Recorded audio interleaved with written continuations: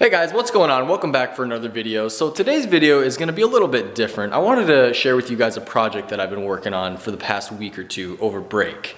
I've been building an electric bike.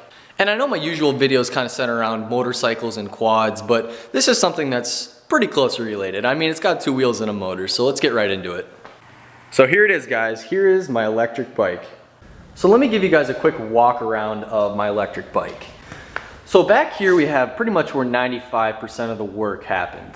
What you see here is basically a stock drivetrain, I guess you could say, from an electric scooter. It's a 500 watt motor, just with the stock sprocket and chain that I kind of fixed on my bicycle.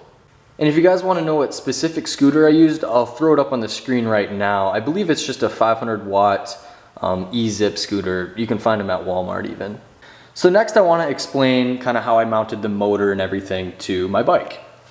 So as you guys can see, I started out with, I think this is a Mongoose Bmx bike. And pretty much, I guess, a lot of BMX bikes come with what's called a free coaster sprocket.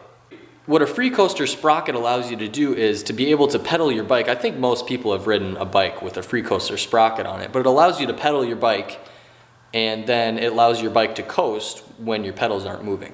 So basically what you guys are looking at here is the black sprocket from the scooter is attached to my free coaster sprocket right here by, obviously you guys can see a bunch of JB weld. I don't have a welder. I know how to weld it, just haven't got around to actually welding it. So when this breaks, I'll probably actually weld it. So I had to drill a hole big enough in this black sprocket to mount it to my free coaster. It's probably a 2.5 inch hole or around there.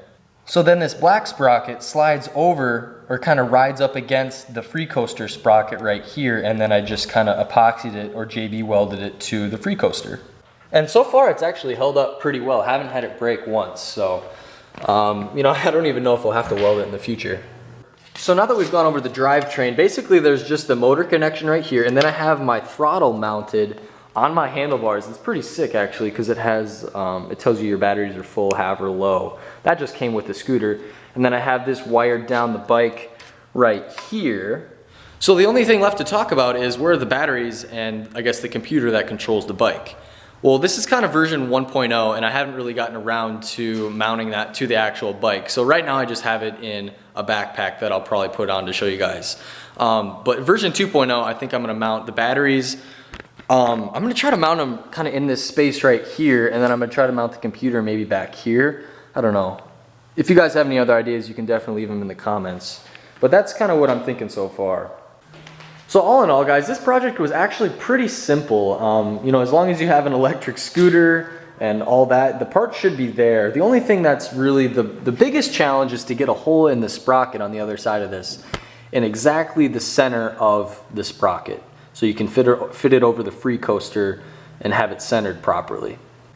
And if you guys were wondering, I just took out the pedals just for, I guess, weight savings. They were just in the way. When I ride it, I actually put my feet on the front pegs. And I'm sure a lot of you guys are wondering about top speed. With me on the bike, it's about 22 to 23 miles per hour, which doesn't sound like a heck of a lot, but when you're on a bike, it's moving pretty fast. Of course, that does depend upon weight too. My brother, who's of course lighter than me, he gets it up to about 25 miles per hour. But anyways, let's go get the batteries and go for a ride. Backpack's on. So once I have the backpack on, all I need to do is basically connect the batteries to the motor and connect my throttle switch to, I guess, the computer. And here we go, guys. We are off. We're going about, I'd probably say 20 miles per hour right now. Maybe 23 or 4.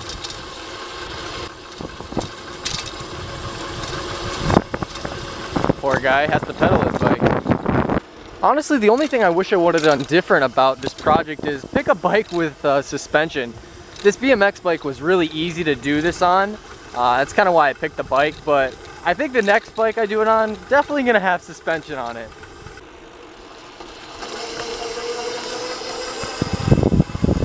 Let's do a little top speed test, guys.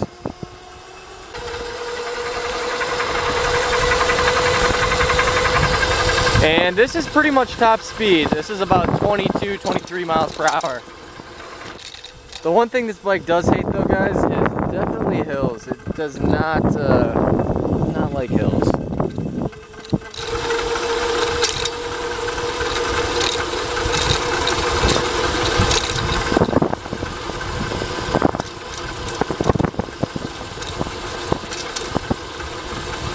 All right, guys, I just got back from the ride. I think the one thing that's really holding this project back is the batteries. These things are probably 3 to 4 years old. I know I just charged them up right before I went out for this ride here, but I think I could definitely use some new batteries. That would really help out with top speed and acceleration. And if you guys were wondering, they do make 750 watts and I think even 1,000 watt, maybe even higher. I guess I'm not sure. But that would definitely help with top speed, acceleration, and everything like that. If you did go with a bigger engine and more wattage, more batteries, you'd definitely get a faster bike. So guys, thanks for watching the video. If you guys enjoyed it, definitely leave a like below. It helps out a lot.